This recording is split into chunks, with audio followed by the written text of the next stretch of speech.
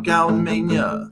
James, Zeus, and Pedro here from Markout Mania. Oh yeah, oh yeah, whoa, whoa.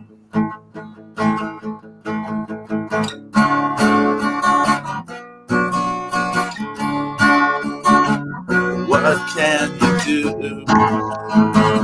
What can you do?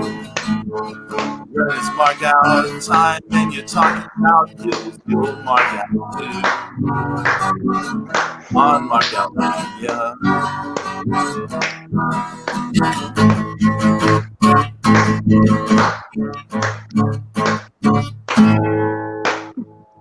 Yeah! I was digging that, Pedro. I was digging that. I like that. Thank you. Beat on the Ramones. Welcome, everyone, to Markout Mania. I didn't mean to say Ramones like Ramon. Yeah, I was like, what, is that the Spanish version? What is that? Ramon. Ramon. When did you get back from Tijuana? How's everyone? Ooh, everybody's good. How the boys? How you boys doing? Everything all right? Everything's good this week? Everything's getting a little bit better every day. That's what I like to hear. And we're getting into one of my favorite subjects this week, man. We're going to be talking about some heels, the bad guys, the bad guy. Yeah. I got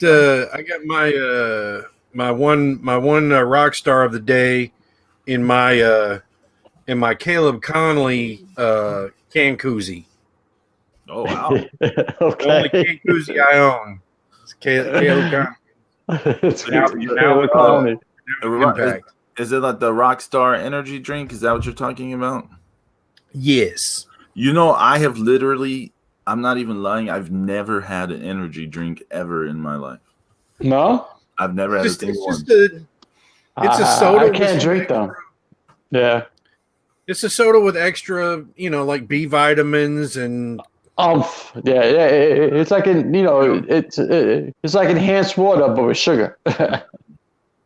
It's like a soda with a caffeine, a little bit of caffeine, and like one of those herbal supplement.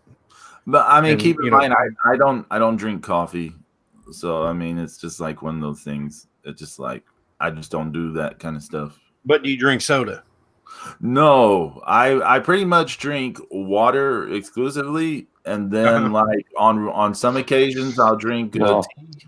I don't know about all that, but right now I'm drinking on this Modelo, which is kind of good. Hold on. Sorry. Sorry about that, but I just had to wipe the taste of Mrs. Zero out of my mouth. You know what I'm saying? Shit! Oh, damn! Damn! Starting off the show right. Bang! Hey, before we get into heels and the best heels or I don't know what we're our favorite heels, best heels, yeah, favorite heels, best heels. Anyone watch some wrestling this week? Yeah. What all did you see, Zeus? Well, I watched Power Struggle this morning. Oh, I haven't. Oh, you watched Power Struggle this morning? You fucker! How was it? Oh shit! Really? That good? Oh shit! Damn, Zeus, you got me glued to the TV again today. Zeus has me watching videos. He's got me watching. He's got me watching all kinds of shit. I'm gonna try to watch it tomorrow. Tomorrow, Monday. Here we go. Go ahead.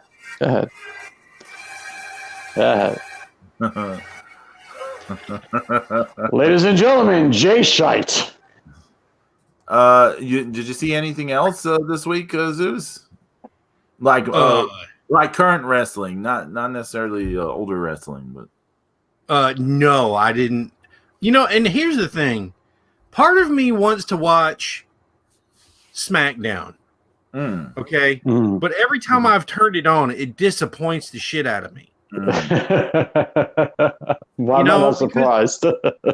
Right, and it's like because I want, I want to see, I want to see Johnny Mundo, and I think they moved to Raw. Yeah, he's on Raw now. Yeah, he's on Raw now. And the other thing is I actually, on paper, what they've been doing with Roman Reigns has actually been really interesting. Yeah, it is. It is. Yeah, and it is. And I'm so thrilled about that. I mean, this is like a storyline that you don't expect WWE to do, where he's and he's more popular as the heel than he ever was as a face. And they're pulling it off. Yeah. I mean, as far as like the people that didn't like him before that cried about him and said he was being shoved down their throats, but here he is, in the spotlight, in the center of attention. But it's so compelling because now he's got the Usos, under kind of his thumb, his wing, however you want to call it. And then you had the blessing from Alpha and Sika. I mean, come on, man. This is really, really cool for WWE. I totally agree with you, Zeus. I totally agree with you. Actually, I like what they're doing. I like the fact that Jey Uso's getting a push. I thought pairing him with Paul fucking Heyman was genius. Because after all the shit that they went through with Brock Lesnar, here he is, boom, Heyman. I thought that was genius. I really think, it's like all the things you said, Zeus. It's a really compelling story. Yeah, Roman Reigns' story is right now, and it's weird. The WWE, they've had such a weird year that like the women, namely Bayley, Sasha, Asuka, carried the summer, right?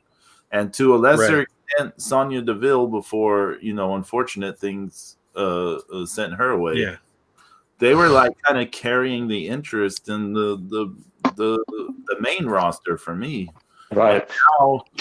And now we're in a place where Roman Reigns is the most interesting thing on the show, and nothing else is really that interesting at the moment. I think you're right, Pedro. Yeah. Because all the rest of the show is like, who would have foresaw that we would be here in November going, Roman Reigns is compelling television, right? And the Wild Samoans return to WWE. Yeah, offense Chica. I mean, but there's those guys. They're still they were nice. When I talked to them a year ago, they were nice, and they're still they're still sharp. So. Hats off to him. I do have to say something though. I watched that Hell in a Cell match between Roman Reigns and Jey Uso. How was it? The storyline stuff is, I get everything they were going for. I thought it was mostly well done, but it's like it's a match where it needed more violence. Like they just do basic shit. And then they're like selling it like, oh, he's dying. And I'm like, but nothing's happened to the fucker. Like, right. like do increase a little violence, or at least have a little bit of blood to make the basic stuff seem like something is happening to him. And then the other thing was the last half of the match is almost all talking. It's like all been like them doing this big dialogue and monologues, and I'm just like, I get it. Like I get everything they're going for, but it's just the match is just stopped. The whole thing is just stopped. Like nothing is happening. Hold on. Oh, hold on. As Zero's mom once told me, okay. Dang. Did you see any of it, James? Hell in a Cell, the Roman Reigns Jey Uso thing. Did we lose James? I don't know. Did we lose James? Did you see any of it, Zeus, that match? No. I mean, again, I think the idea they had was really strong, but they... we lost James. He'll be back. The idea that they went for it. It's kind of like James. Hello. Yes. See what happens. See what happens. I try to give Zero's mom a little, and boom, she yanks me right off the air. She said, "Get your ass in here." See, James, did you see any of that Hell in a Cell Roman Reigns Jey Uso? No, I missed it, Pedro. I'm sorry, I missed it. Match? I actually missed the whole pay-per-view. Yeah, I missed it. Yeah, I haven't seen the rest of it, but I did see that match. Anyways, I'll stop talking. I didn't see any of it. NXT did no, it's a good storyline. Did you watch any of NXT, Zeus? I'm gonna assume no. I don't think Zeus likes NXT. James, you saw. I don't like it. I just don't. I just have a hard time getting the gumption to watch it. I mean, once again, I love Shane Strickland. I love, Phantasma. I just hate having to sit through the rest of the bullshit to get to them. I gotcha. Yeah, Pedro, I saw it. Why is Cameron Grimes on my fucking TV again? Well, you know what? He actually had a good match this week, Zeus. Actually, whatever. He looks like a fucking hobo. Between that, was it Takeover where he was like the glue that held that ladder match together? Yeah, he was awesome in that ladder match. He was. That how over the top he was in that terrible thing with Dexter Lumis on Halloween Havoc. Yeah, I don't want to talk about that. That was horrible. And then the match against Kushida this week. That was a good match, Pedro. That match was very good. I'm like, we may have to. He's still the brother love voice thing is still annoying, but he is really putting in some effort lately. He can go in the ring. He's really good. He is. And what? Are they finally giving Kushida a decent push? I mean, finally, I still don't like the jeans look for Kushida. He's still doing the old school, the fucking old school gimmick. I guess. I thought that was a good match. I thought the Ember Moon match was good. Hard hitting with Dakota Kai. Dakota Kai was a good match. I thought too. She fucking smacked the shit out of her. I was like, oh my god, hello, easy. I was happy to see that Ember Moon is back in NXT because maybe she'll get some airtime and a push because she's so talented. Yeah, she is. I totally agree. I don't understand why they didn't. Well, I mean, they get stuck on the same several people on the main roster, but they're fucking up Keith Lee. Zeus, look what they do with Keith Lee. Absolutely nothing. So there you go. Yeah, he should have never. They should. He should. No, they just no. It's doing like this. They should never moved him up. Horrible. The Ember Moon, I feel she suffered a lot in that Asuka never dropped the belt to her. That kind of hurt her early on, I felt. Now, I know they couldn't have her drop the belt because they were building up Kana Asuka for the Charlotte Flair thing because they wanted Charlotte to take that. So I know that was why they couldn't do that, but having her lose twice and building up this whole storyline like she was going to be the one to take the title from Asuka, and then she didn't do it. And then when Asuka's gone and they have a match to determine the champion, that's when Ember Moon won it. And it was like, just made her kind of look like, you're not as good as the last person, And then she went from that. They put her on the main roster, and they did nothing with her. Yeah. But she had little pushes here and there, but it wasn't anything big.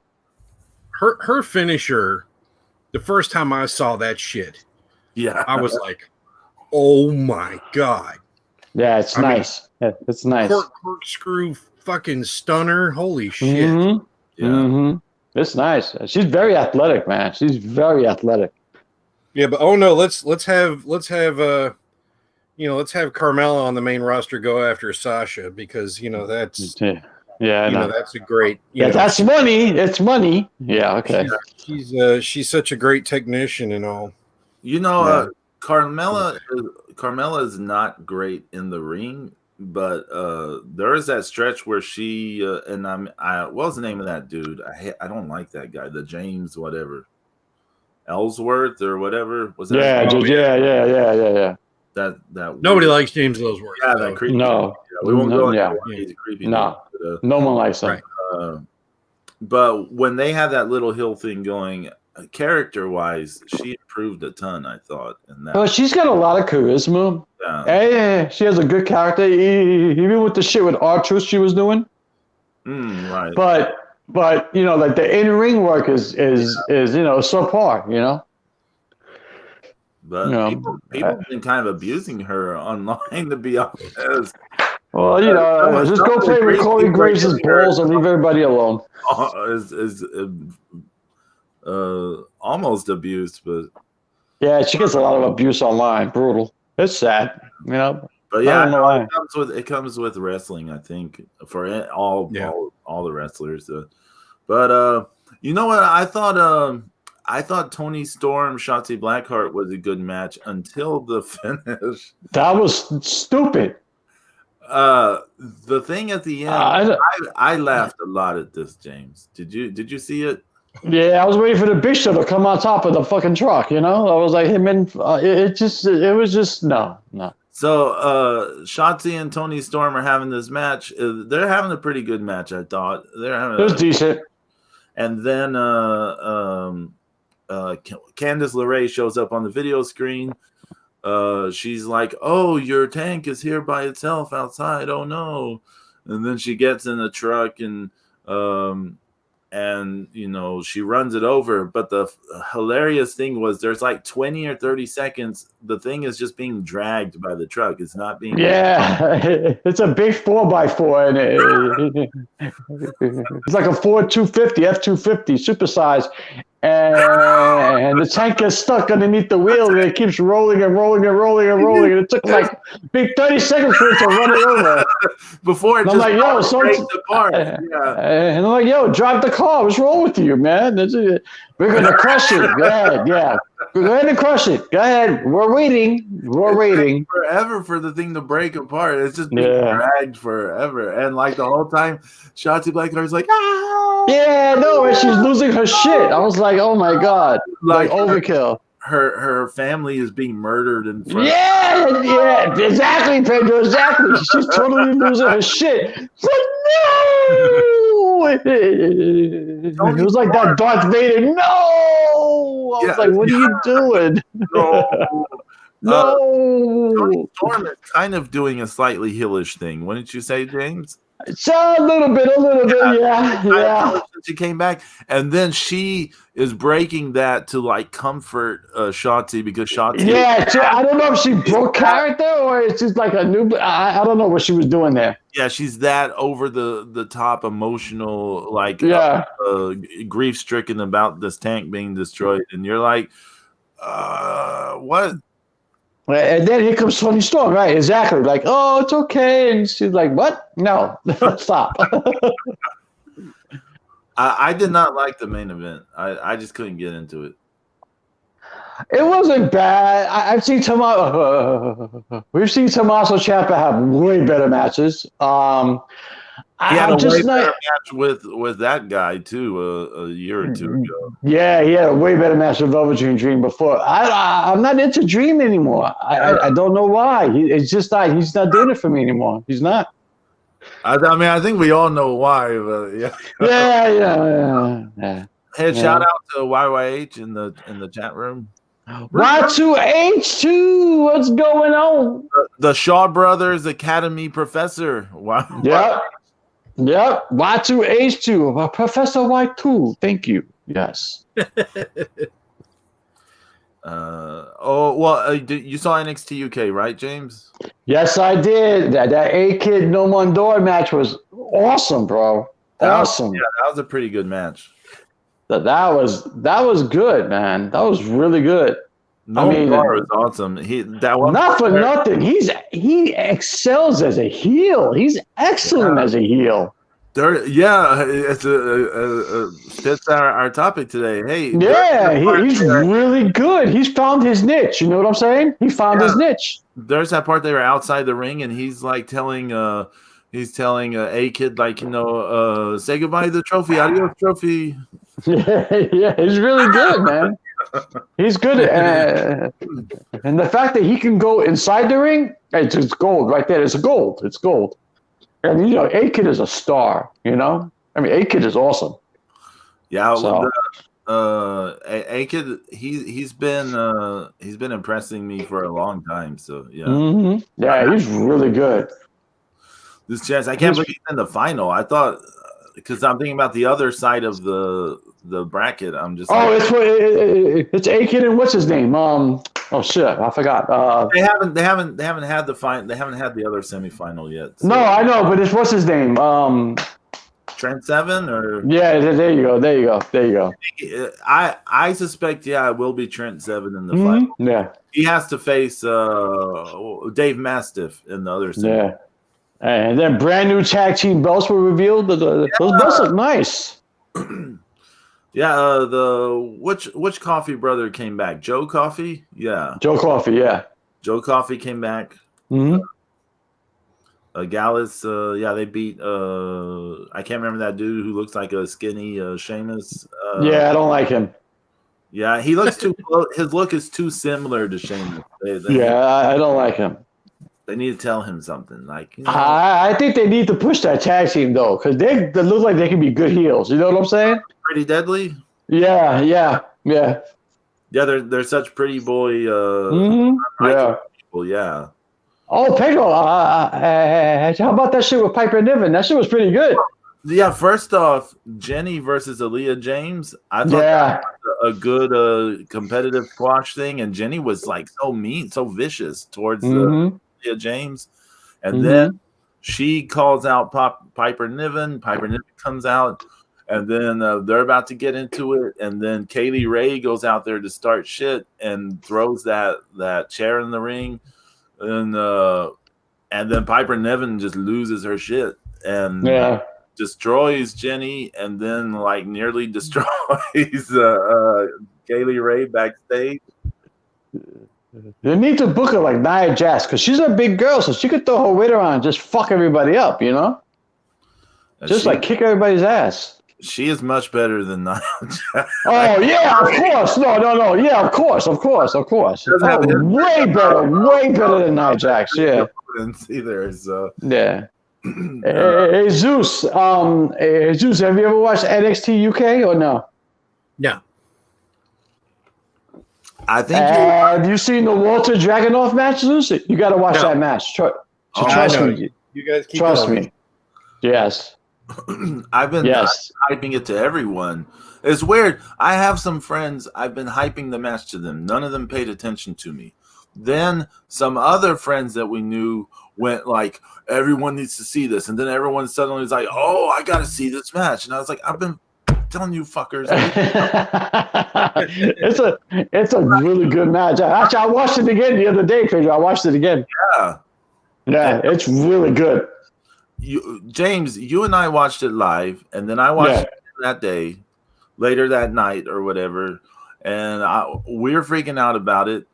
And then I tried to tell people about it. They're like, no, it didn't do anything to them. Then Dave Meltzer gave it 5 stars. That's bullshit.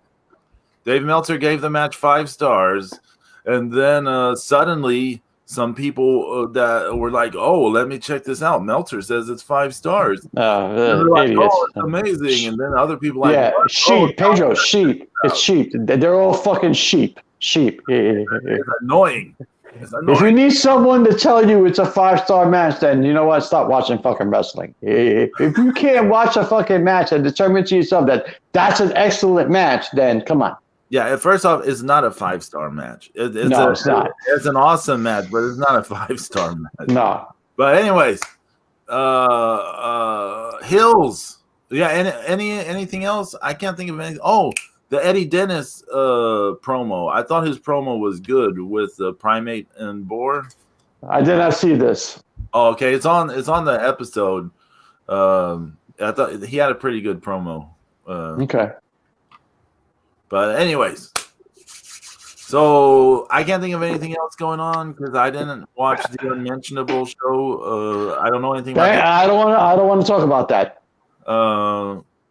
Only other semi-recent thing I watched an Andres Miyagi match from like September. So that's the only semi-recent thing I saw this week. So I don't know. I know a lot of our mutuals are big AEW fans, and I can't stand AEW. It absolutely sucks donkey dick. And if anyone got any issues, fucking come see me at JMSSARNO at Twitter. There you go. And I'll gladly have a discussion with you about the fucking disgusting AEW. No problem. Let's do it. Hey, here's a funny thing I just saw on Twitter. They got the New Japan has announced the lineups for the Best of Super Junior. Oh yeah. Yeah. All right, Zeus, baby, break it down.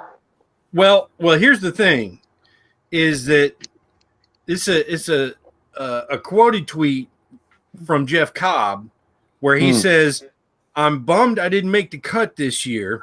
2021 here I come, but until then, these guys are going to show up and show out." And that's then nice. That's hot. That's hot. Right. So underneath it, Robbie Eagles replies, "Hi Jeff, please don't join the juniors. Sincerely, Robbie." And then that's hot. That's hot. Then like David Finley, he's like co-signing on it or something. That's hot. Hey. Yeah. Hey, did Jonathan Grisham have a big week? Yeah, he won the Pure title. Yeah. I have not watched any of that tournament on the Ring of Honor stuff. I haven't watched any of it. Have y'all seen any of it? Is it any good? I'm assuming I've seen good reviews from people that have been watching it. So, where can you watch the Ring of Honor now? You can go on Fight TV and you can watch them for free on there. Really? Yeah. Mm-hmm. I did not know that. Yeah, there's some things that they don't have, but they've got a lot of most of the TV episodes they've got. Mm-hmm. Cool. So like, if we're talking heels, one of the, there was a lot of guys in the NWA who were,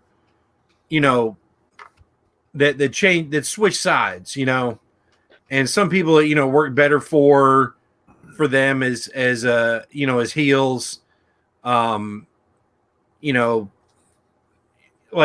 Superstar, most of the time he was a heel.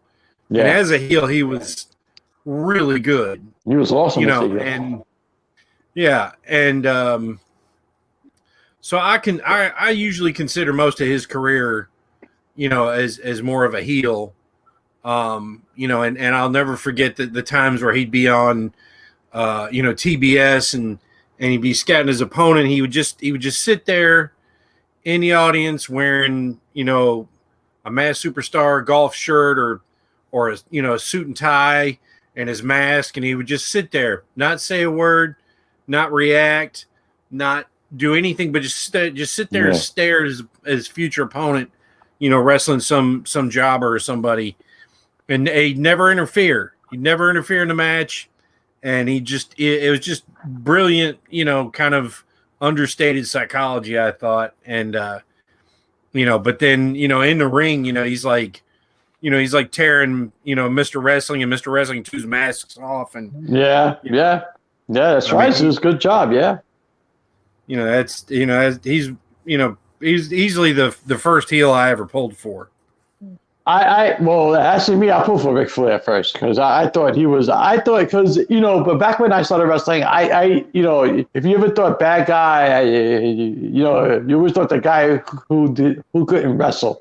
All he did was punch and kick, and he looked like mean and dirty. And here comes Ric Flair. He was all like in suits with the blonde hair and the sunglasses, and styling and profiling. But he was the heel. He was the bad guy, and that I was so attracted to that. I was like, that's how you do it, But as you mentioned about people flip flopping, like a lot of baby faces. There's one guy who was like at the top of his game as a face, where he had the world at one time eating at the palm of his hand with Sergeant Slaughter. I mean, he was G.I. Joe. I mean, everybody loved him. And then when he became an Iraqi sympathizer, he turned heel. I mean, they had to move his family out of his house because the death threats they were getting, So, he pulled it off. He was a good heel. He really pulled it off. But to me, I think the best heel of all time, the Iron Sheik. Oh, really? The Iron Sheik. He was heel, man. He used to spit on people, eat on number one, hot to USA. That was awesome, man. That was awesome. Did you ever see Sergeant Slaughter was a heel before he was G.I. Joe? Yeah. Oh yeah. Stuff or yeah. He was a heel with he was a heel with Don Canoodle. Because he had those matches against Bob Backlund when Bob Backlund was champ and Yep. Mm-hmm. Yep. He was a heel with Don Canoodle and NWA Tag Champs. Yeah. Yeah, he was in the AWA a couple times too, and I think some of that was heel. Yeah, it was heel stuff.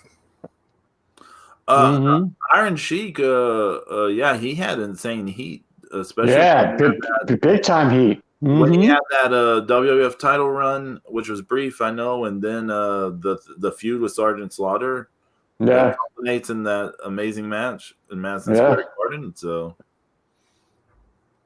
he had some big time heat, man. Iron Sheik was big time heat, and the guy who I thought was like brutal for one simple thing he did in the ring. That man. I'm surprised the fans in the ECW arena didn't murder him that night. Shane Douglas. Oh.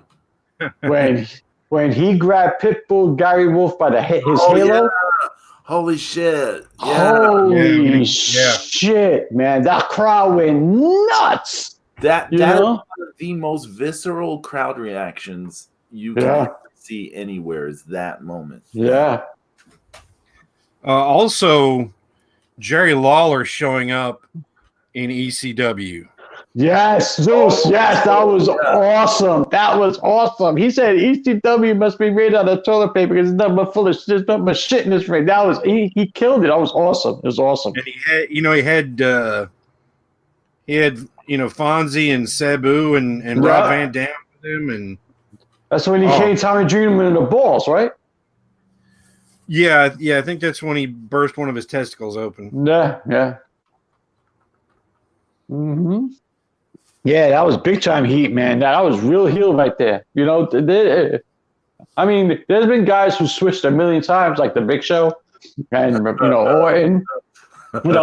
Like every 5 minutes, I'm a heel, I'm a face, I'm a heel, I'm a face. I don't know what I am, The thing with the Big Show is like almost like a meme, isn't it? It's almost a trope or something like.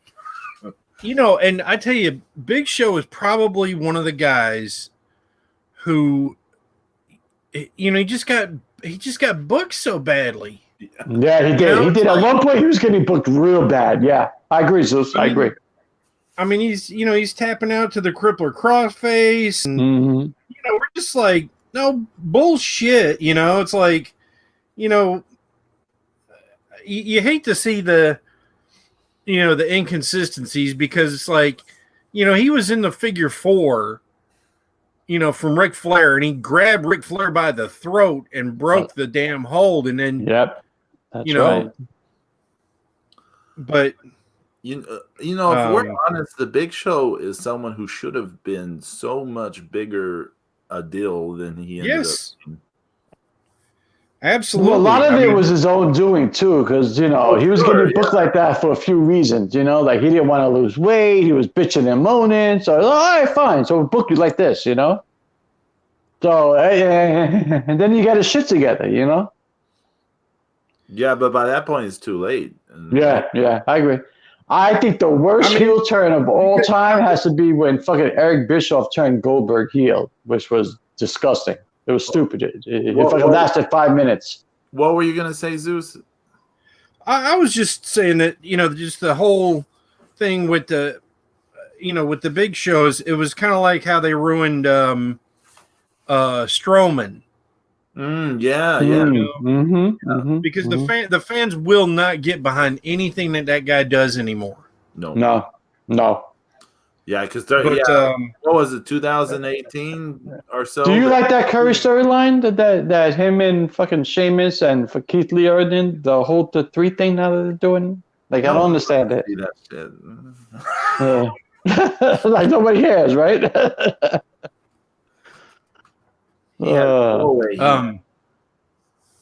Well, another great heel, that had, unlimited charisma was, Macho Man Randy Savage. Absolutely. Oh yeah, without question. I mean, when you look at that guy's career, and you see, I mean, how much impact he had, coming straight into WWF from Memphis, and just might have gotten one of the best pushes as a heel, and he really over the next like 4 years, he really showed everybody that he was he was kind of the uncrowned champion. He was he was every bit as good as or better than Hogan at everything, which was made that whole Mega Powers team uniting and disintegrating, and just made that whole story fantastic. And then he continued on with Sensational Sherry. Yeah, he was really good then. He was a real heel then. Yeah, he was really good. He was really good as a heel then. Mm-hmm. So, I mean, he just had great matches. Of course the Steamboat match. Well, that's a classic. Everything on the line. And yeah, that's a classic match. As you know, doesn't get enough credit for being a good heel, and he was for years and years and years. How about Nick Bockwinkel? Oh yeah. And it's the thing with today's fans is so few of them have even watched WCW, much less old school NWA or AWA. Yeah. So there's so much sadly that's lost on fans today, and I had a discussion with somebody about how good Nick Bockwinkel's promos were, and I was actually I was actually in the wrong. I was underrating them. I was saying they weren't as good, and then I went back and listened to some of his stuff, and no, he was really good. He was unique, and he just had a style all of his own, and he worked so good with Heenan, and he was another real, like he was kind of like a 60s wrestler, even in the 70s and the early 80s. He was just kind of that, he was just kind of that, had that middle-aged man look to him, forever. He always looked middle-aged to me. Yeah, he kind of did. Yeah, he did. But he could go. He could go in the ring though. He was like Gagne. He was like Vern Gagne. He was timeless in the ring. Yeah, I mean, right, I think Nick Bockwinkel is someone that people don't rate in general, but he was way better than people give him credit for it. And part of that's because what you're alluding to, Zeus, is he wasn't cool looking, right? He doesn't seem like something cool. If you try to sell people on Nick Bockwinkel, they'll just looking at him, they're going to be like, that guy's not cool. Right. Yeah, he's definitely he's not a character. He was a personality. Yeah. Right. He wasn't flair. But he was he wasn't over the top. He wasn't. No. He was an old school heel, that's for sure. Mm-hmm. I'm glad y'all mentioned the Heenan stuff because I was a big fan of the Heenan family in the AWA. Yeah. Of course. The Heenan family in the WWF was good too, but they're very different entities in my opinion. Like one is Well, he had Haku, Harley Race. I mean, he had Kurt Hennig. He had a few people there, you know. Yeah, well, he had Rick Rude. He had Andre. Rick Rude, yeah. He had the Brainbusters, / Tully Yarn. He had his WWF family was awesome. Of course, it's more well known, but the AWA one was really cool. Like they really came off, as heels, not just cartoon characters. I guess what I'm saying. It wasn't just like a cartoon heel. Right. They came off as heels. Right. Yeah, it was, and that was, sadly him kind of, getting old was one of the guys that, kind of got left out he ended up, leaving them, and, when all the other younger guys were leaving the AWA, it's like they just got depleted so fast. Yeah. I Actually, I'm sorry. Go ahead, Paige. I'm sorry. I was just gonna say I still like the angle where Kurt Hennig and who was the other guy? They broke his neck, quote unquote.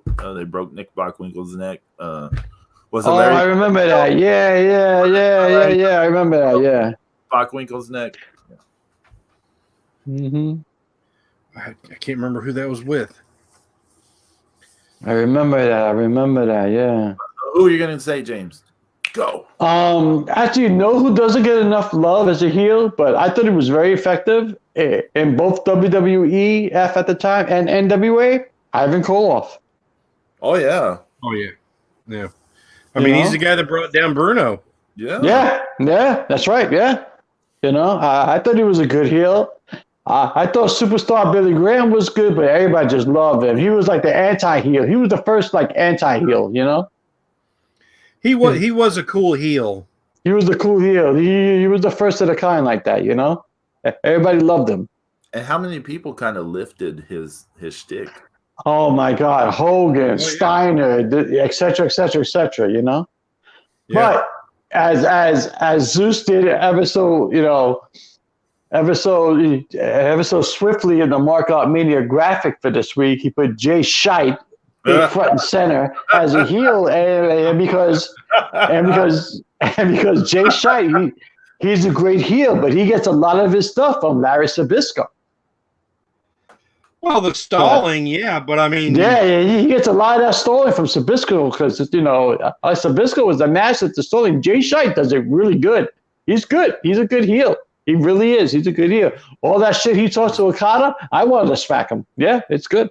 I never thought about Zabisco when watching Jay White, yeah. Every time he rolls out the ring and does all that shit, that's all Larry Sabisco right there. Yeah, I can kind of see it. Yeah. And he's just, and the thing, the great thing about how they've done everything with Jay White is when he says something, he gets it done. And it's not, and these matches in New Japan are so significant because they really are few and far between. A pure singles matches between these guys. We don't see umpteen million rematches like we used to, and so when Jay White goes out there and says, I'm gonna beat you, and I'm gonna beat you again, and I'm gonna take this from you, and I'm gonna do this, and he goes out there and he does it, it really pisses off people. Yeah. It really makes people mad because he's he backs up what he says he's gonna do. And I'm sorry, James. He does. Listen, that's your boy. You love him. You know what? I'll give credit where credit is due. The man is good. Jay Shite is good. He's a great heel. And the fact that he has Gato in his corner and they work very well together and they do all the heelish shit and it works. It works. I give credit where credit's due. And he is good in the ring, so it backs up the shit that he talks. I just want to bitch slap him from time to time. That's all. He's just doing his job right then. Yeah, you know, especially if fucking Okada just stands there and takes it. Why isn't Okada punching him in his mouth? You know, I have issues with Okada lately. He's don't start, Zeus. Don't fucking start. See, well, don't start shit, Zeus. Hey, I can start all the shit I want to. You know, my guy is elevated himself, James, and your guy is declining. He's falling down the card. Down. He's going to be wrestling young boys. They're going to make him go back to his natural hair color, and he's going to have to wear black trunks and little black booties, and he's going to have to.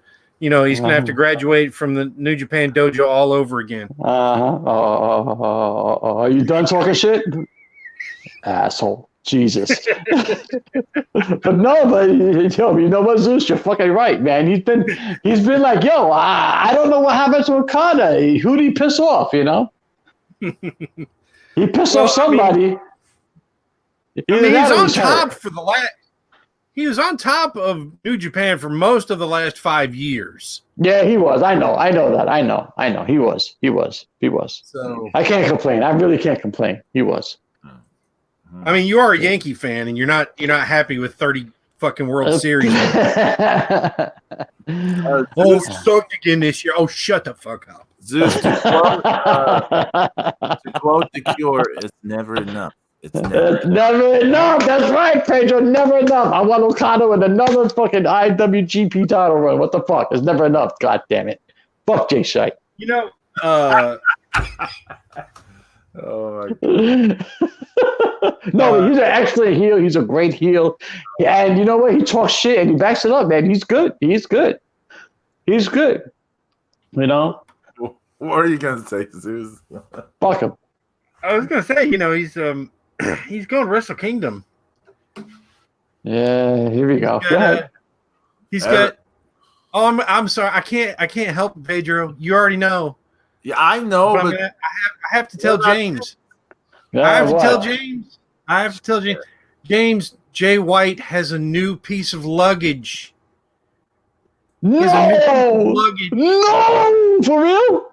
He's got a new piece of luggage, and it just has one piece of paper in it, James. Oh, and it's a contract to face Naito. He sounds like Jay White almost right now. He does, doesn't he? That fucker. I want to punch him in his mouth.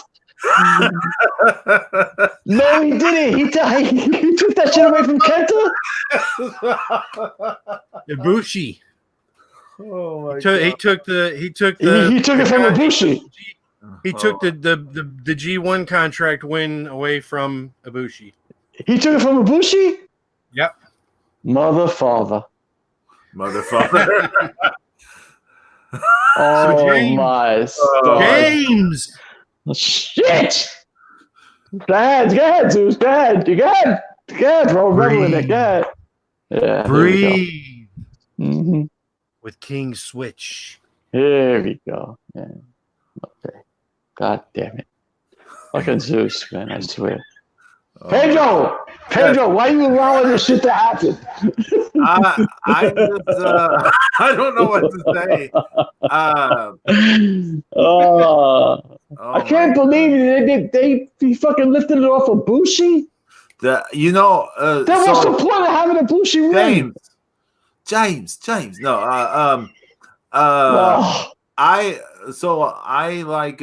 went to take a shower and stuff, and this morning, and I come back and I get on Twitter, and the first thing I see is this tweet from Zeus that one thing has a picture of Jay White wearing red trunks and holding the briefcase in the air, and the other thing is of Kagetsu in red gear.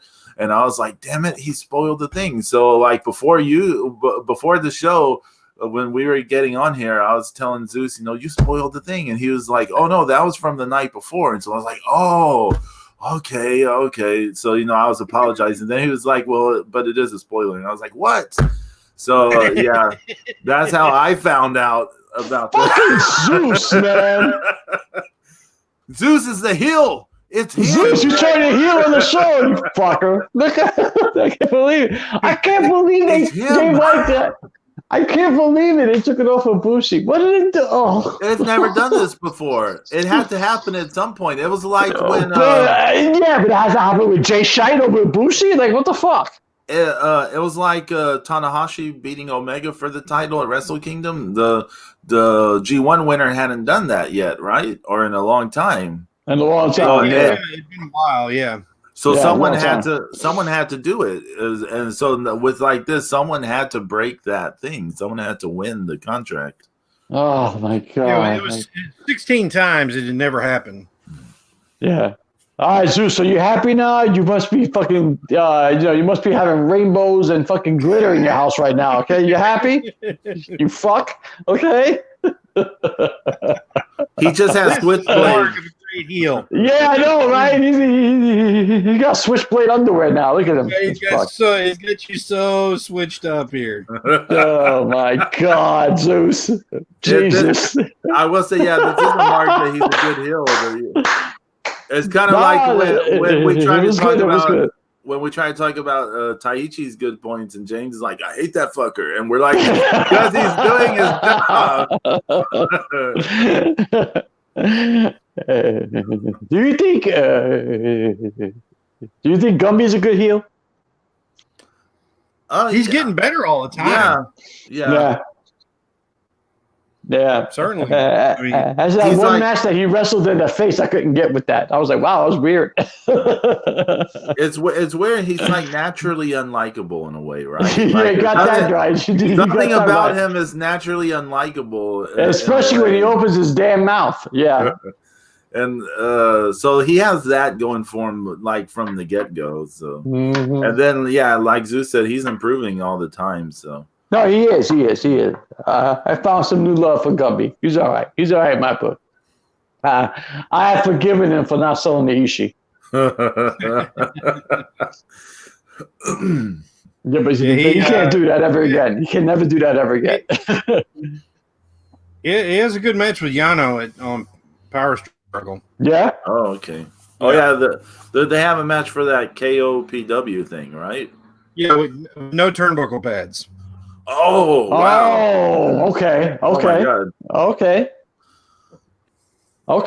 So that's a good one to watch. So guys, so in your opinion, who do you think is the greatest heel of all time? The greatest heel of all time. Boy, that's a tough one. Or one that resonates with you as like, wow, this guy is just really like he does it. Well, you know? Well, the guy that made me hate him more, the guy that made me hate him even more as a heel than I hated him as a face was Hogan. Yeah, you know what, Zeus? That's a good point. Yeah, Hogan just makes you just want to just like punch him in the mouth. Yeah. I mean, that was probably that was the biggest heel turn of all time, easily.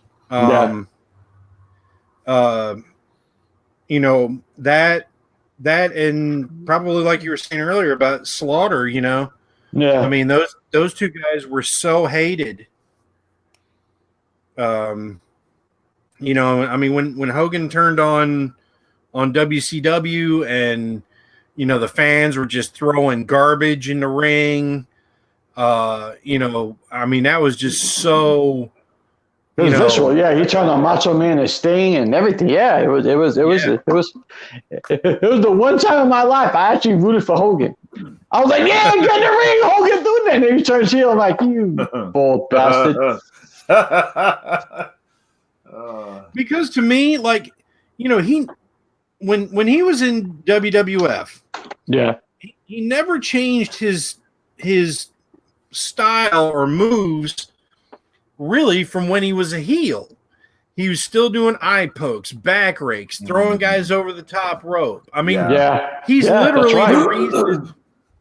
He's literally the reason that they had to stop DQing people for throwing you over the top rope in WWF because he just did it all the fucking time. Yeah. You know, and like, you know, Jesse Ventura's yelling. He's like, "Why the hell isn't he getting disqualified?" And you're like, "Because we can't get him to stop doing that." I mean, it's, you know, that was the long and the short of it. But you know, there's just so much to him, you know, being that, you know, jerk of a heel type wrestler that, you know, I didn't like him, you know, when he was, you know, I never liked him. Well, even in this first one in the WWF, he was a heel and he fought Andre at Shea Stadium, and even then, you know, but you want to know some way, it was the way WWF was booking him. It was, I recently saw a match. It was, I don't know if it was from the late 80s or early 90s. I'm going to say late 80s. He was in a New Japan with him and Muta. Oh, my God. 90s. That's early 90s, right? Mm-hmm. Oh, my God. I mean, I was like, is this Hogan? Yeah, I mean, you know, he surprised the shit out of me, and Muta was like, you know, he was selling for him, and then fucking Hogan actually sold for Muta. Yeah, that was just before Hogan left and came to WCW. Okay, and because if you go back and you watch Hogan's New Japan stuff from when he was feuding with Inoki, you know, they had him doing, you know, abdominal stretch and short arm scissors, and you know, the Axe Bomber was his finisher. So, Hogan in Japan is much better than Hogan in anywhere else. Yeah, and I mean, and him and Muta had a great match. I mean, I watched that whole match. That shit was really good. I was like, holy shit, look at this, you know? Yeah, and Muta put him over too. Yeah, he did. And fucking Hogan was the heel. Yeah. Oh no. I mean, I think Muta was the heel, right? Hogan was still red and yellow. I mean, he was still the Gaijin, but I mean, overall, I think that, you know, it just kind of came down to. Yeah, but how do you root against Muta? You know what I'm saying? Well, you know, I mean, it depends on how heelish he is in the ring, because he could be more or less than. Well, he was booked as a heel in WCW, wasn't he? Muta, yeah, absolutely. You know, that first run especially. But and you know, once again, you're talking about, you know, you bring up Great Muta, and you know, he had that undefeated streak. You know, in World Championship Wrestling, you know, Gary Hart, you know, as his mouthpiece was fantastic. Yeah. You know, it's, you know that the worst thing they did for that entire year of with Great Muta in 1989 was the stupid Starrcade Iron Man tournament. Oh, I remember that. Yes. Yep. I remember that, Zeus. Yeah. Yeah, because Muta lost all 3 of his matches. And you know, it sucks so bad because, like, his match with Sting, he's got Sting on his belly, and he does a full Nelson to him, and then flips over his back, still holding onto the full Nelson with a bridge, and it's like this nasty submission maneuver, but it gets lost in this whole match and tournament of fucking failure for him. And then, you know, not long after that, he loses the TV title to Arn Anderson. Right. And, you know, but, you know, that was the thing. It's like, if you're Muta and you kind of, you know, you feel like that, you know, you got, you know, poorly booked by probably the best American wrestling promotion that's probably going to have any idea on how to treat you right. Going home and becoming a huge name back in Japan was definitely the right idea for him. Yeah. Actually, YYHH, yeah. Actually, lie, cheat, and steal. Eddie Guerrero was great. He was a great heel, but he was like superstar Billy Graham. He was that heel that was too cool. He was too cool. Everybody loved him anyway, because he was that good. Now, Eddie in WCW was pretty hated. Yeah. Yeah, he was. Yeah, he was. He was very angry. He was very angry. That was all real life shit coming out too. Yeah. He was pissed off. Yeah, I mean, he was. But I mean, before he got that jovial, that fun demeanor and everything. I mean, he was a very serious heel, and his war with with Ray and those other guys, and he was pretty I thought he was really good at what he did at different times. I mean, Eddie's just got so much better as the time went on. Yeah. I got a question for you guys. How do you think JBL ranks as a heel? Well, he's a giant asshole. He is an asshole, yeah. He is natural dislike. Yeah. Yeah. I mean, he's really easy to hate on. I mean, especially for guys like us that were ECW fans, having to listen to his fat mouth talk about shit about guys like that, and it's like he was so, it's like he was really fortunate that he fell into the right gimmicks at the right times. The APA thing was huge. He was smart enough to cut some belly fat, so you really couldn't pick on him about the JBL drinking game anymore. Right. Yeah, that's right.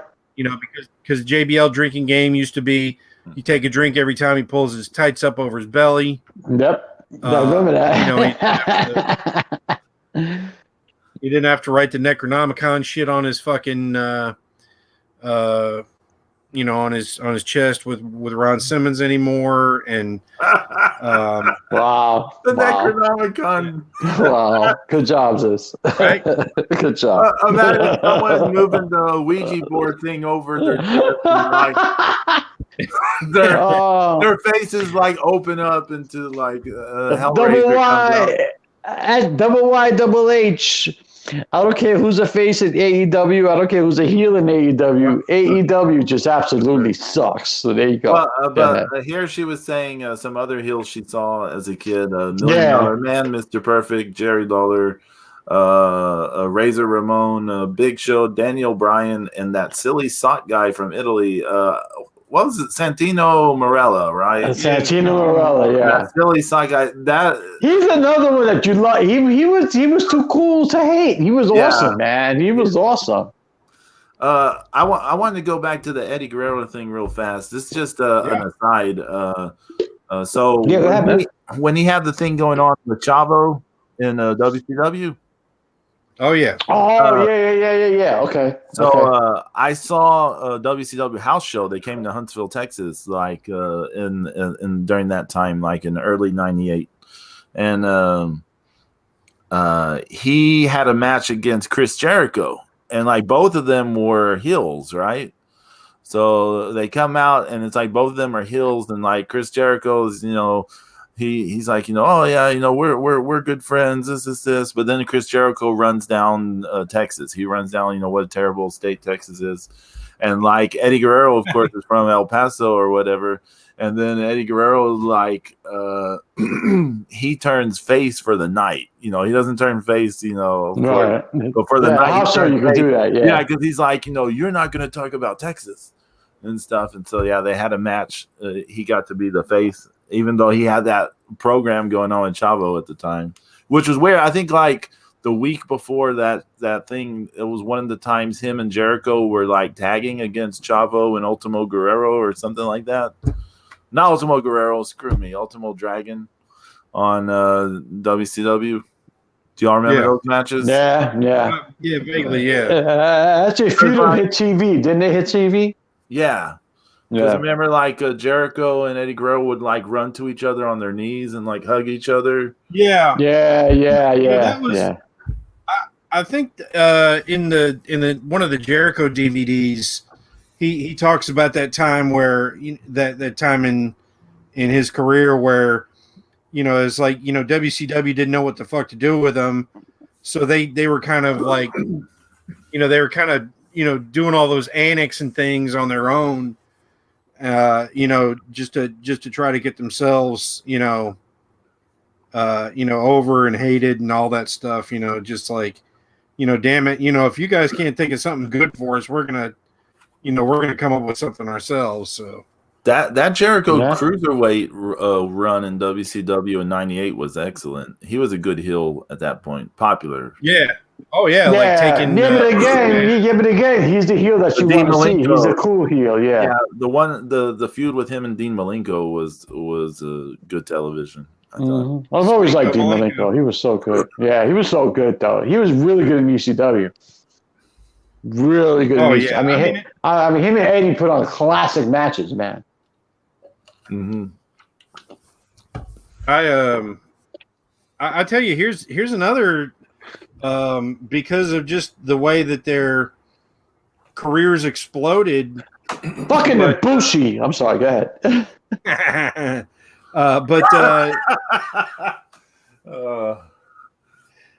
Zeus, you're killing me. Go ahead. But the Road Warriors, the original Legion of Doom, were yeah. I mean, they were nasty heels. They they turned Buzz Sawyer face. They beat his brother's ass so bad. Yeah. I mean, just the the whole thing with the Paul on the mic was so good. His interference, the spoiler. I used to love the spoiler. He was a good heel. Yeah. I used to like the spoiler. I remember when the spoiler showed up on WWF TV with this national championship. I was like, what the fuck are they doing? Double Y, double H, democracy rules. That's all I'm going to say. Hey. Well, I know. Hey. I can't remember if the British Bulldog was a heel, but we didn't like him. He was a heel at one time. He was a heel at one time. Yeah, he had a heel run or two, but yeah, he was. Yeah, he was. Of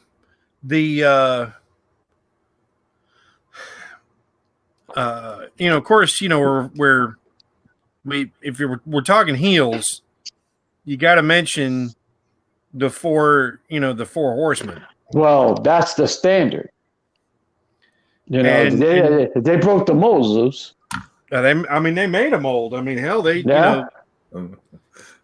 sadly, they made a mold that we're still feeling today. But Tully Blanchard was like a career heel, just about. Yeah. I can't think of if he had a face run before I saw him.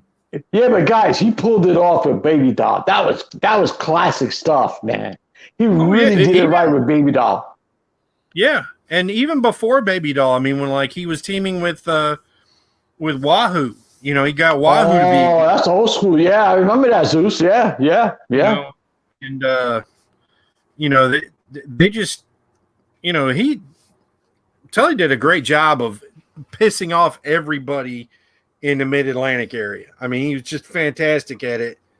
And then, where guys were, going down the road to Atlanta, to TBS. It's just, that was just a magical era of just making people hate you all over the fucking world. They were good. Speaking of heels, actually new heels, as a matter of fact, as Pedro, you can attest to this. Fucking Pat McAfee showed up at NXT this week. Oh yeah. Actually, he declaring that his stable of 4 guys, Oney Lorcan, Danny Burch, and fucking Pete Dunne, and himself, are the greatest 4 in the history of professional wrestling. Oh god, that was kind of hot. I was digging that when he said that. I was like, look at this guy. He's taking shots at the Horsemen. He's taking shots at Undisputed Era. He's taking shots at everybody. So he's a good heel, Pat McAdoosh. Only thing I don't like about that angle at the moment is that Pete Dunne, he can like stand on his own in a way. Like, yeah, he doesn't need them. Yeah. Like he can cut a promo. He can like do everything sort of needed. He doesn't really need a. Well, I'm gonna finally get my wish. The other 2 need it, right? You know, and Oney Larkin need Pat McAfee in a way, but Pete Dunne doesn't need it. But yeah. Yeah, but I like Pat McAdoosh. He's all right. He's pretty good, is he? Yo, he cuts a good promo. He cuts a good promo. Yeah, I mean, he is what we were talking about. You know, you hate the guy. You know, you don't like him. And I'm finally going to get my wish. I want to see Undisputed Era go on a face run. So let's hope it's good. Yeah, let's hope it's good. You have been saying that for a while, James. Yeah. You have been fantasy booking this for quite some time, so. So let's see how it turns out. I've never given a shit about it, but I do remember you talking about it. Hey, y'all were talking about the 4 horsemen. Aren't they actually the most overrated stable ever? Remember that tweet? Yeah. Who tweeted that, by the way? I can't remember. I almost lost my shit when I read that. The most overrated. Are you kidding me? They be what? Hey, YYH get sleep. Why? Catch some Z's. Nighty night, bunny rabbit. Bunny rabbit? Yeah. You ever seen that? There's a I was watching Looney Tunes earlier. And it was an episode where he goes, 99 Bunny Rabbit. I'm sorry, the British Bulldogs being heel. When that time they wrestled the Rock and Roll Express, man, they were the heels that night. Holy shit. They beat the fuck out of Rock and Roll. Oh man. Yeah, I mean, shoot, Dynamite Kid and could be an asshole for sure at times. Well, no. Oh, no, he was an asshole. He was an asshole. I know. He was an asshole. I know. WCW should have pulled the trigger on British Bulldog. I absolutely agree. Even just as a transitional champ, he was just so. I mean, he was really over. I mean, he was really over. He was. And but they didn't book him right, Zeus. They didn't book him right at all. They had him right there. They should have just went ahead and done it. Are you talking about the time between his like IC run and then the time he was on the boat with Sting, right? Is that what you're talking about? Yeah. Right? Yeah. Feuding with Vader. Yeah. Oh my god. I don't know. I can only that's the thing I remember of that time period. But he wasn't booked right, Pedro. Yeah, I know. They just didn't book him right. You know.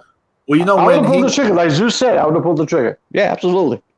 That there's that one thing where him and Diana feuded with Brett in '97 or so. No, was it '90? No, it's like '95 is '95. Yeah. 95. That was a fairly good thing, but that was mostly Diana bringing the heat. You know, actually, you know who was another good heel who still doesn't get enough credit? And he's a better heel than a face. Honky Tonk Man. Oh yeah. God, everybody wanted to see him get throttled. Yeah, everybody wanted to see him get his ass kicked. I mean, he was a huge amount of hate. I mean, he could stall. He did every underhanded, dirty fucking thing to stay Intercontinental Champion, and yeah. It was great. His Intercontinental title run is a really great one, in my opinion. I'm not saying he had great matches or anything like that, but I don't think the Hungers of Men ever had a great match. Well, some of his matches aren't bad, but it's not because of the action. It's just because the crowd heat and people wanting to see him get his ass kicked. Some of it was entertaining in that regard. Yeah. Okay, fair enough. Could watch like his matches with the Macho Man. Well, yeah, he had good matches with Macho Man. He did. I give you that. He did. Yeah, I mean, and with others, I mean, it's just the crowd is just like they're so hot to see this guy get his ass kicked and lose that belt. I tell you, and that was probably him not, them not having Steamboat beat him back for the belt. I think that that was probably Steamboat's notice to self. It's like, okay, I've gotten as high as I can get in this company, right? Yeah, because they weren't going to book him against as a face against Hogan, because I would have liked to see that. Although I would have liked to see that both as a face But that would have exposed a lot of Hogan's heel traits that he got away with because he was fighting, because he was wrestling heels anyway. True. But it would have been a potential one where, depending on the venue, the crowd could have turned on Hogan. I'm still pissed. Fucking Ibushi. God damn it. I want to throw something out there. I haven't really thrown out much. I really feel one of the very best monster heels there's ever been, like anywhere, anytime, is Dump Matsumoto. And okay, yeah, she could legit terrorize a crowd, and I mean, of course, it's a crowd that was like 70-80% schoolgirls, but she could terrorize them like just nobody's business. And her and Chigusa are really lucky that they had each other, because they're like the perfect foils for one another. And but she worked well with other ones too. I don't know if you've seen her matches with what's that lady's name? You're like, that could be so many people. I know, James. Pedro. I can't even think of your name. Well, Awesome Kong was also another good heel. I did like Awesome Kong as a heel. Back in the TNA days, she was brutal. Yeah. I mean, it's very different though. Like, Dumb Matsumoto was like punk rock violent hurricane. Yeah, I like that violent hurricane. It was, I like the hair. I mean, it's just blood and stabbing and just, anarchy, just terrorizing. I mean, I don't know if you've seen the second hair match between her and Chigusa, but there's a press conference before it. And at the press conference, she pulls out a raw chicken. It's like, a chicken for cooking. She pulls it out and she starts stabbing it and all this stuff with a knife at the press conference. And everyone's like, oh, like, aghast in horror. Bitch is savage. Actually, I want to ask you guys a question. How over was Abdullah the Butcher as a heel? I mean, was he that good as a heel, or was he just being Abby? Well, I think he's gotten a lot more love here in the last 20 years than during his active wrestling career. Because I don't ever remember being at a crowd at a live event where people would say, "Damn, I wish Abdullah the Butcher was here." Right. Right. How about you, Pedro? Did you think he was good, or? I think we have to take a few things into consideration. He is a guy who had like a formula. He's a formula guy. Okay. Very much. And his formula worked for him from, like, I don't know when he started, but if you look, but what I've seen basically from the 70s through whenever, he could just repeat that formula in every territory and draw big gates in those territories up to a certain point, probably in the 80s. So if you look at it like 70s to some point in the 80s, him having that drawing power to go to all these different territories, draw a big gate doing his shtick, and then go somewhere else. Often he would do it with Bruiser Brody and the same other few people. Yeah. For Carlos Colon. Yeah. Go to WWC and so him and Carlos Colon was like fighting each other every other day. Yeah.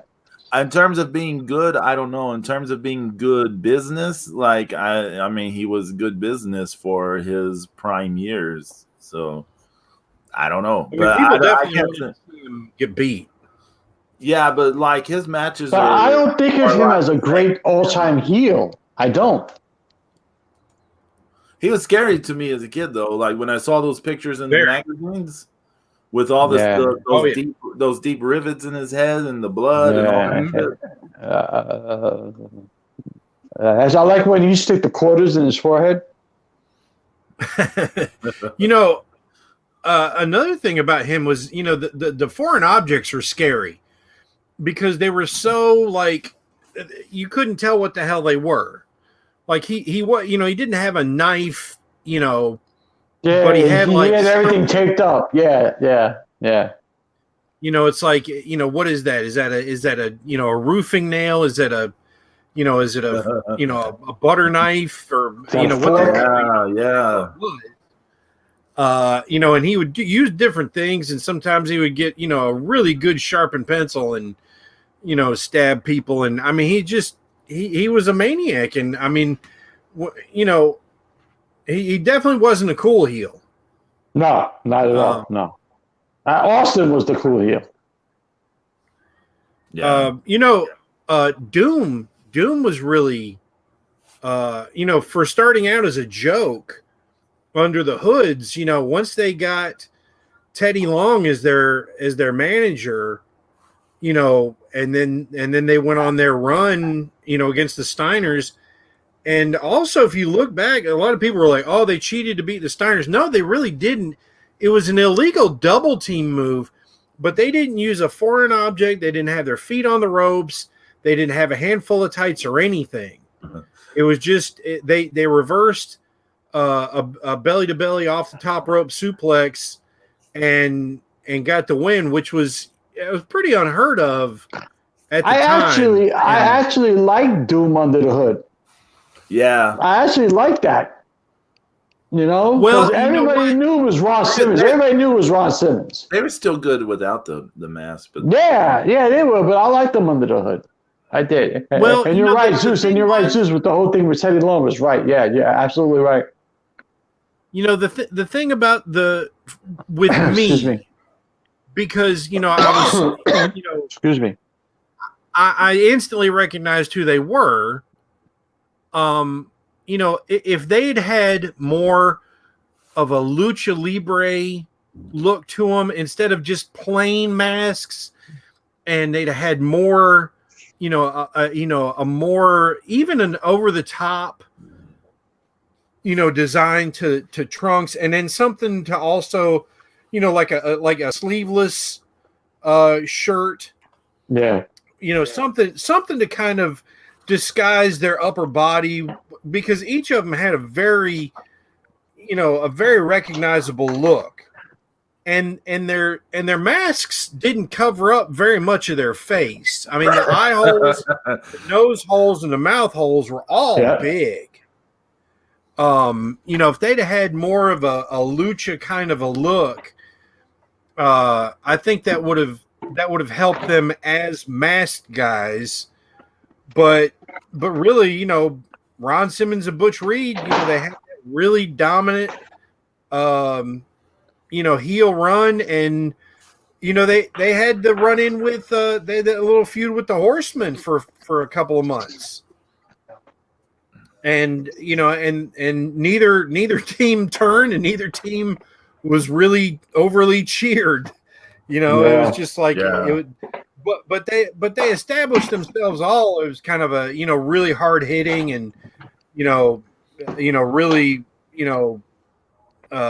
tried hard to prove who was the best team, and but they it fizzled out, and which was kind of sad. And I think their last match, talking about good heels, I believe their last match together as a team was against Big Van Vader and Bam Bam Bigelow. Oh wow! Wow, that has to be a hard hitting match. Or how good? How? Okay, as you brought him up, Zeus, how was Vader accepted as a heel? Because he wasn't one of those heels where he didn't get a lot of heat as a heel, but he was one of those heels where you wanted to see him just kill somebody, Right, and that was the whole thing, though. Is he had to be put against the right people. Like when he went after Sting, that was that really went after the WCW fan base that all loved Sting. All the babyface fans instantly hated him. And, as from, I got to see, Big Van Vader and Rick Rude against Sting and Nikita Koloff. And I can tell you right now that that crowd was 99% behind Sting and Nikita Koloff. And, and it was easy to see how much, Vader was hated. And that was like less than a week or two after he beaten Sting for the WCW World Title, which was a clean win. Yeah. Once again, Vader was just that heel that he didn't need to cheat to beat you. He just beat the shit out of you. Yeah. He's just gonna beat the crap out of you for a while and then hit that power bomb late, and then it was your ass. There are tons of heels like we are not going to get to, but someone I want to mention real fast, just because they had so many successful runs, I feel, is Kevin Sullivan. Absolutely, Pedro. Absolutely. Satanic Cult run. He had the Varsity He Club ruled run. Florida. He ruled Florida Championship Wrestling with him, the Purple Haze, all that shit. That was awesome back then. Yeah. And then the Varsity Club was another successful run for him. And then the Dungeon of Doom. Yeah, the Dungeons of Doom. Even though it's kind of funny, but it did whatever. So I think I'd heard somewhere, maybe it was with a Kevin Sullivan shoot angle, but I think he kind of wanted the Varsity Club a little more evil.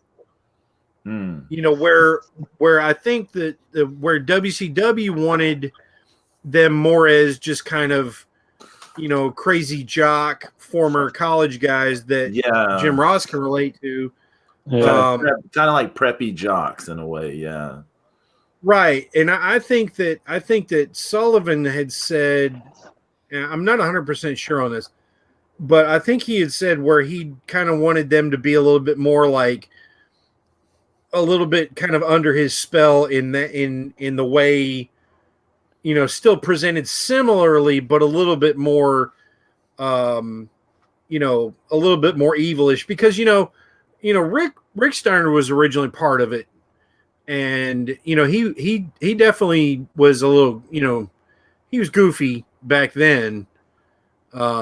So, it's kind of a thing where you're wondering, it's like, well, why are because, now we kind of, we've all accepted it, but, back when Sullivan was first with like Rotundo and Rick Steiner, you were like, this is weird. Why is this happening? Yeah. No, I was right with you. Yeah. Yep. You didn't see quite enough of Kevin Sullivan's influence into that. And I think too is the Varsity Club happened after the feud with Jimmy Garvin, and where Kevin Sullivan was stealing Precious away from him. Remember, he had Precious like under a spell. Yep. And like she was like turning on Jimmy Garvin in the middle of matches, and I remember that. Yep. You know, he was calling her by her real name, and you know it you know I think that feud kind of resolved itself at some point, but yeah, Sullivan was very much an evil heel, and you know he had some great runs as manager. His wrestling style was pretty fucking boring. Yeah, but he was fucking jabbing you in the throat and that's it. But he was an evil heel. He'll stop you, but he was an evil heel. But how about the asshole heels, like the Dudley Boys? Oh yeah, we got to mention. Oh yeah, they were the assholes heels, you know, but they were assholes, you know, and they used to rip people in the crowd too. And you know, I didn't see a lot of their early stuff, like with Dances with Dudley and like when Devon that's great stuff, Zeus. That's good stuff, man. I didn't see a lot of that. I've seen some of it, but you know, they kind of. That's when Bubba was still doing the stuttering gimmick. Yeah, they kind of grew out of that, especially after you know Bubba and Devon kind of realized how good of a team they were. Yeah.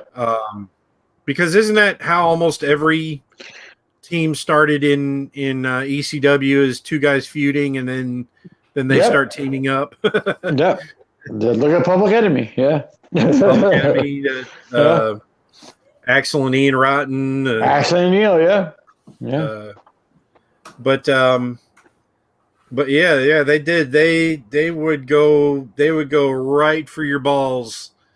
I mean, I remember we were in at an ECW show in Charlotte, and there was a guy wearing a WCW T-shirt, and Bubba called him out on that shit. He's like, what the fuck is wrong with you? You paid to come see an ECW show and you wear that piece of shit WCW shirt where the big boys play. And he's like, I mean, he just ripped him a new one, you know. And they were always talking about your mother. Yeah. I mean, yeah. You know. I witnessed some shit too. Yeah, man. Yeah. Oh, yeah. At the Elks Lodge in Queens, man, they used to give people, they used to let them have it, you know. And you had to be smart. You had to be smart because if you got physical with them, the Atlas security guys are just going to throw you out. I ain't fucking with those guys, dude. Those guys were big, man. They were big, and they're also very in tune to what was going on. So they absolutely, you know, they were already like, okay, well, he's jawing with this guy. If this guy swings or anything, it's like, you know, but then you're fucked because that, you know, the Dudleys usually weren't the main event. So, you know, if you got thrown out, you know, for messing with the Dudleys, well, you know, then you missed the best part of the show. Yeah. The way they would drive crowds to near riots with those in ECW. Yeah. But at the same time, they got over. They were over. See, it's hard to describe them as they are assholes, but they were the type of heels that they were cool, and you know you wanted to see them do their thing because they were cool, you know. But I remember, like, you know, ECW would have shows, and then it would be like news on the internet, like the Dudleys said this, and the crowd wanted to kill him, and like, oh shit, they said what? Fuck. I mean, I was there. I was there live in Poughkeepsie when the Dudley won the the Dudleys won the belts, and they said they were taking them to fucking WWF. I was there. And then in came Tommy Dreamer and the fucking Raven, and you know the last minute they fucking beat him, you know. But they were like crazy. They were crazy. Now here's a question I need to ask. That was one of the most amazing fucking returns. Yeah, I was there, bro. It was insane. Raven comes in, flies into the ring. I mean, he glides on his belly and gets up and DDTs both of them, gets the pin. Then he picks up Dreamer and shoves one of the tag team titles into his chest. And Dreamer just looks like he's like, I thought we just got rid of the fucking Dudleys and now you're back. I'm your tag team partner and we're the champions. Zeus, I was in the crowd. That place was going bananas. That place went bananas, man. Bananas. Okay? Bananas. Sure it was amazing. Now, here's another question I need to ask you guys. You know, we were talking about heels and stuff like that. And you know, like all three of us know world class. You know, I'd say Gino Hernandez was an awesome heel, Al Perez. But the Freebirds. No, not Al Perez. Al Perez is nothing else. Al Perez was a very good wrestler. He needed Gary Hart to. He needed Gary Hart. Yeah, but how about the Freebirds? Well, on the Al Perez thing, I'll just say when he was feuding with Kerry, it was for us in Texas. It was a big ass deal, but Al Perez, but it's like Zeus says, Al Perez needed Gary Hart. Yeah, I know. Yeah, the Freebirds. You know, I was wanting to bring up Michael P.S. Hayes specifically earlier. Yeah, because the Freebirds, of course, as a group, is much stronger than any whatever, but. As you know, in terms of necessarily one part of it, but the two times I think Lex Luger had no, but hear me out, James. The two times I think Lex Luger had the most crowd heat as a face. One is, of course, when he beat Hogan for the title that one time, that short. Yeah, I remember that. But the other time was when he and Michael P.S. Hayes feuded for the U.S. title in '89 around May. Yeah. When Michael P.S. Hayes beat him for the title. And right. That's right. But the crowd hated Michael P.S. Hayes so much in that little stretch. They were like a Hulk Hogan Ultimate Warrior hot for Lex Luger for that brief window. Yeah, but weren't the Freebirds the type of heels that you loved? They were the cool heels, weren't they? Yeah. Not always, but in world class, no. And like WCW, maybe. No. Yes. It's complicated in world class because they had a face run there too. Right. They did, but that face run wasn't that big in world class, was it?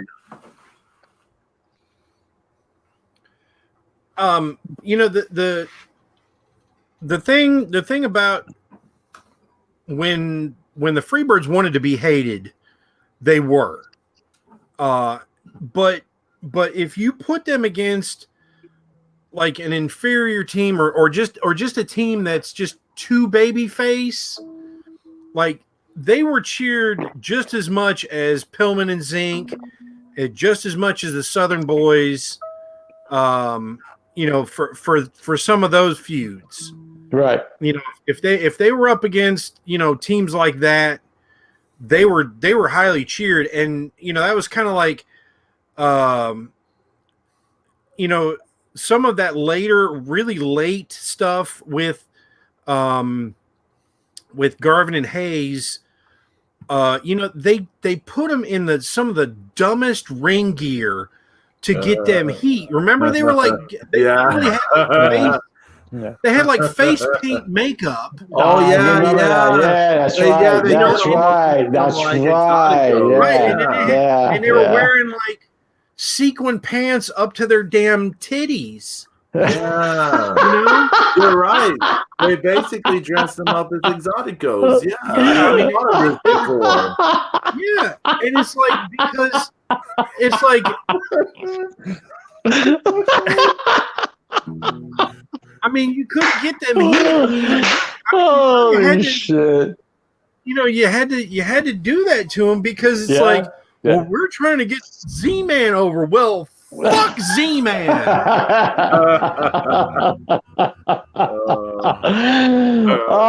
Zeus's favorite wrestler, Tom Zink. Oh, hey, James. Wait, guess what? Guess what? What? No. You asshole! Zeus is turning heel right now, ladies and gentlemen. Go ahead.